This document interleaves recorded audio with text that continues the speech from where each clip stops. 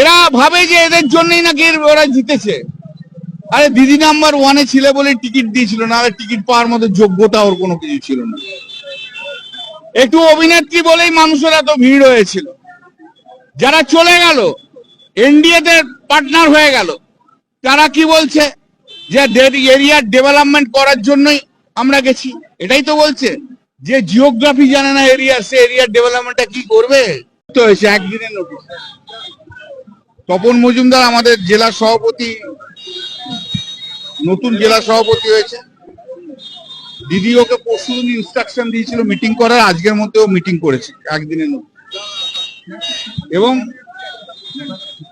যারা মমতা বন্দ্যোপাধ্যায়কে ভালোবাসে, তৃণমূলকে ভালোবাসে, আজ তারা সবাই এখানে এসেছে। আপনারা ভিড় তো দেখেইছেন। এত লোক আসবে আমরা নিজেরাই ভাবিনি, এত তৃণমূলের লোক আসবে আমরা নিজেরাই ভাবি। আরো বড় জায়গা পেলে ভালো হবে। 21শে জুলাই প্রত্যেক বছরের মতো 21শে জুলাই এবারেও আমরা যাব। মমতাদি তো বলেছেন 5 জন লোক হলেও আমরা ধর্মতলায় যাব। শুধু হুগলি শ্রীরামপুর থেকে 5000 তৃণমূল কংগ্রেস কর্মী যাবে। 5 তো দূরের কথা, 5000 যাবে। সারা পশ্চিম বাংলা জুড়ে আসবে। আবার 21শে জুলাই হবে। এই লড়াইটা বড় লড়াই।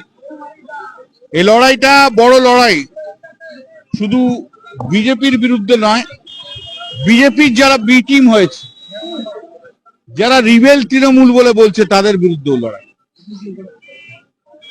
মুখ্যমন্ত্রী শুভেন্দু অধিকারীকে আমি একটা জায়গায় ধন্যবাদ জানাই। চোর জোচ্চোর তৃণমূলদের তুলে নিচ্ছেন, ভালো হয়েছে, আমরা খুশি। এখন শুভেন্দু অধিকারীর কাছে বক্তব্য আমার, যে আপনি যে বি টিমটা তৈরি করেছেন, যেটা ঋতুব্রত ব্যানার্জি বি টিম, সেইখানেই কিন্তু সবচেয়ে বেশি চোর ডাকাতরা রয়েছে, তাদেরকে ধরুন। কেন জাভেদ খান বারবার পার পেয়ে যাচ্ছে এত ইল্লিগাল কনস্ট্রাকশনের পরেও? গরিব মুসলিমদের যিনি প্রতারণা করেছেন তার নাম হচ্ছে জাভেদ খান। গরিব মুসলিমদের কাছ থেকে 60 লক্ষ 70 লক্ষ টাকা নিয়ে নোটারি পাবলিকের সই করিয়ে তাদের রেজিস্ট্রি করা হয়েছে। অতএব তাকে ধরুন, আগে ধরুন। বালুরঘাটের রেপ কেসের আসামিকে ধরুন। ধরুন যারা নবতলে গেছিল, সে কাউন্সিলর বলুন, চেয়ারম্যান বলুন, যারা যারা টাকা চুরি করেছে তাদের বিরুদ্ধে আপনি করুন, আমাদের কোনো আপত্তি নেই। শুধু এখানে ফলস কেস দিয়ে যারা তৃণমূল করছে মমতা বন্দ্যোপাধ্যায়ের সঙ্গে, তাদের অ্যারেস্ট করা দেখি কিন্তু হয় না। যেদিন আপনি দাঁড়াতে পারবেন, যেদিন আপনি জাভেদ খানের মতো লোককে অ্যারেস্ট করতে পারবেন, যেদিন আপনি ঋতুব্রত ব্যানার্জির মতো রেপিস্টকে অ্যারেস্ট করতে পারবেন, সেই দিন বুঝবো যে আপনি রাজধর্ম পালন করছেন। যে সমস্ত কাউন্সিলররা, চেয়ারম্যানরা সেদিন নবটেল হোটেলে গিয়েছিল, যারা সবচেয়ে বেশি চুরি করেছে বলে আমরা জানি, তাদের যেদিন অ্যারেস্ট করতে পারবেন, সেদিনকে বুঝবো যে আপনি সত্যিকারের রাজধর্ম পালন করছেন। নাহলে বুঝবো যে এটা আপনার ভাঁওতাবাজি।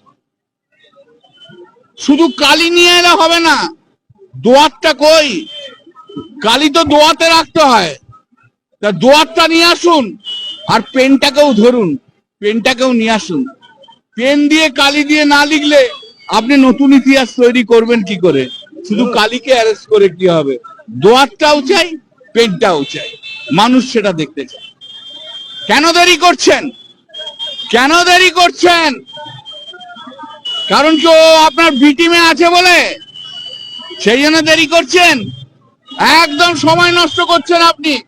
কালি দোয়াত সহ পেনটাকে নিয়ে আসুন, তবেই না আপনি বুঝবো যে আপনি রাজধর্ম পালন।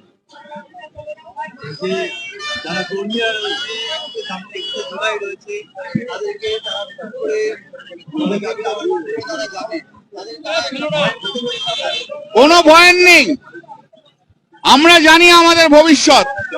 লড়াই করবো, অ্যারেস্ট হবো, আবার জেল থেকে বেরিয়ে এসে আবার লড়াই করবো। কি করবে? কি করবে? 2 দিন জেলে রাখবে, লড়াই থেকে সরবো না। আর মানুষ যারা লড়াই করে তাদেরকেই সম্মান দেয়, তাদেরকেই ভালোবাসে, রাজাকে ভালোবাসে না, লড়াইকেই ভালোবাসে। এটা তো মানতে হবে, এটা তো মেনে নিতে হবে যে শুভেন্দু অধিকারীর 5 বছরের যে লড়াই, সেই লড়াইকে মানুষ স্বীকৃতি দিয়েছে। আগামী দিনে আমাদের লড়াইকে মানুষ স্বীকৃতি দেবে শুভেন্দু অধিকারীকে। ওই যে বললাম, একটু আগেই বললাম, এরা ভাবে যে এদের জন্যই নাকি ওরা জিতেছে। আরে দিদি নাম্বার ওয়ানে ছিল বলে টিকিট দিয়েছিল, না টিকিট পাওয়ার মতো যোগ্যতা ওর কোনো কিছু ছিল না। একটু অভিনেত্রী বলেই মানুষের এত ভিড় হয়েছিল। যারা চলে গেল, এনডিএতে পার্টনার হয়ে গেল, তারা কি বলছে যে এরিয়ার ডেভেলপমেন্ট করার জন্যই আমরা গেছি। এটাই তো বলছে যে জিওগ্রাফি জানে না এরিয়া, সে এরিয়ার ডেভেলপমেন্টটা কি করবে? 1.5-2 বছরে এরিয়ার জিওগ্রাফি জানে না। যেদিন থেকে গেছে তারপর থেকে তো একবারও এরিয়াতে আসেনি। যে এরিয়াতে আসে না, যে মানুষকে ফেস করতে পারে না, যে কর্মীকে ফেস করতে পারে না, সে কিসের ডেভেলপমেন্ট করবে? ওসব ডেভেলপমেন্ট করার কথাটা হচ্ছে নাটক। আসল হচ্ছে এর মধ্যেই যা বানিয়ে নিয়েছে কেউ কেউ কেউ কেউ যে যা বানিয়ে নিয়েছে তার সেভ করার লড়াই। দাদা বিগত দিনে এই মিটিং করতে বিরুদ্ধে লড়াই, আর গদ্দার যারা রিবেল লয়ার, রিবেল তৃণমূল, তাদের বিরুদ্ধে লড়াই। সেই লড়াইয়ে শ্রীরামপুর হুগলিকে নেতৃত্ব দেবে তপন মজুমদার, আর আমি সঙ্গে আছি। বিগত দিনে আমরা দেখেছি হাতে মিল দিয়েছিলেন, এখন ছেড়ে দিন, ওগুলো বিগত হয়ে গেছে। রাজনীতি, পশ্চিমবাংলার রাজনীতিতে কখনো এইরকম ঘটনা ঘটেনি। বাঙালি কখনো এই রাজনীতি দেখেনি। এ বাঙালির কলঙ্ক। পশ্চিমবাংলা চিরকাল ভারতবর্ষে রাজনীতি করার জন্য তাদের সম্মান ছিল। এই যে 20 জন এমপি চলে গেল, এই যে 60 জন এমএলএ চলে গেল, তারা বাংলার মানুষের সঙ্গে বিশ্বাসঘাতকতা করলো। বাংলার মানুষের যে ডিগনিফাইড জায়গা ছিল রাজনীতিতে, সেই রাজনীতির ডিগনিফাইড জায়গাটা থেকে নামিয়ে দিল। অতএব এদের কথা ছেড়ে দিন। অতএব আজকে যা হয়েছে, যা যা ঘটে গেছে, সে তো কখনো কোনোদিন কেউ ভাবেনি, ভাবতেও পারেননি, আপনারাও ভাবতে পারেননি। কিন্তু পচা রক্ত, কালো রক্তকে বাদ দিয়ে আগামী দিনে এগিয়ে চলতে হবে, সেই চলান চলবে। Thank you. এরা ভাবে যে এদের জন্যই নাকি ওরা জিতেছে। আরে দিদি নাম্বার ওয়ানে ছিল বলে টিকিট দিয়েছিল, না টিকিট পাওয়ার মতো যোগ্যতা ওর কোনো কিছু ছিল না। একটু অভিনেত্রী বলেই মানুষের এত ভিড় হয়েছিল। যারা চলে গেল, এনডিএতে পার্টনার হয়ে গেল, তারা কি বলছে যে এরিয়ার ডেভেলপমেন্ট করার জন্যই আমরা গেছি।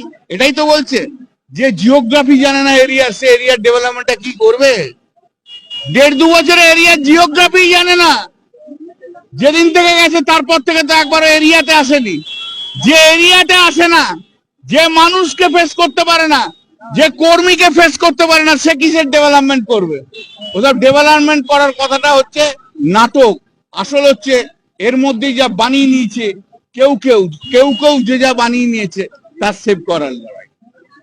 দাদা বিগত দিনে এই মিটিং করতে বিরুদ্ধে লড়াই, আর গদ্দার যারা রিবেল লয়ার, রিবেল তৃণমূল, তাদের বিরুদ্ধে লড়াই। সেই লড়াইয়ে শ্রীরামপুর হুগলিকে নেতৃত্ব দেবে তপন মজুমদার, আর আমি সঙ্গে আছি। বিগত দিনে আমরা দেখেছি হাতে মিল দিয়েছিলেন, এখন ছেড়ে দিন, ওগুলো বিগত হয়ে গেছে। রাজনীতি, পশ্চিমবাংলার রাজনীতিতে কখনো এইরকম ঘটনা ঘটেনি। বাঙালি কখনো এই রাজনীতি দেখেনি। এ বাঙালির কলঙ্ক।